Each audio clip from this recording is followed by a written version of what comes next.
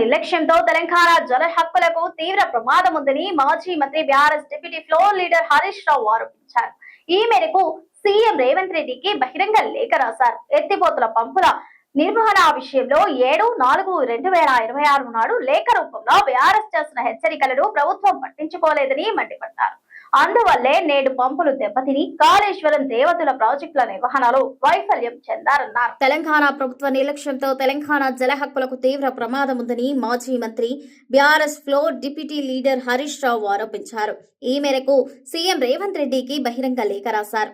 ఎత్తిపోతల పంపుల నిర్వహణ విషయంలో 7/4/2026 నాడు లేఖ రూపంలో బీఆర్ఎస్ చేసిన హెచ్చరికలను ప్రభుత్వం పట్టించుకోలేదని మండిపడ్డారు. అందువల్లే నేడు పంపులు దెబ్బతిని కాళేశ్వరం దేవదుల ప్రాజెక్టుల నిర్వహణలో వైఫల్యం చెందారన్నారు. కృష్ణా జలాల వినియోగంలో తెలంగాణ గరిష్ట స్థాయికి పడిపోయిందని ఆవేదన వ్యక్తం చేశారు. ఏపీ 74% వినియోగిస్తే తెలంగాణ 25%కే పరిమితమైందని పేర్కొన్నారు. రైతులు తాగునీటి అవసరాలు, పరిశ్రమల భవిష్యత్తు ప్రమాదంలో పడేసిన కాంగ్రెస్ ప్రభుత్వం సోలార్ ఆధారిత విద్యుత్ విధానాలతో సాగునీటి రంగానికి ముప్పు ఉందని హెచ్చరించారు.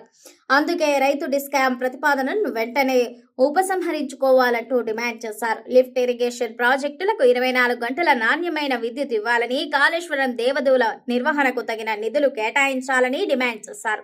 తెలంగాణ భవిష్యత్తును ప్రశ్నార్థకం చేయకుండా జల హక్కులు కాపాడాలి అంటూ రేవంత్ రెడ్డికి లేఖ రాసిన లేఖలో హరీష్ రావు పేర్కొన్నారు.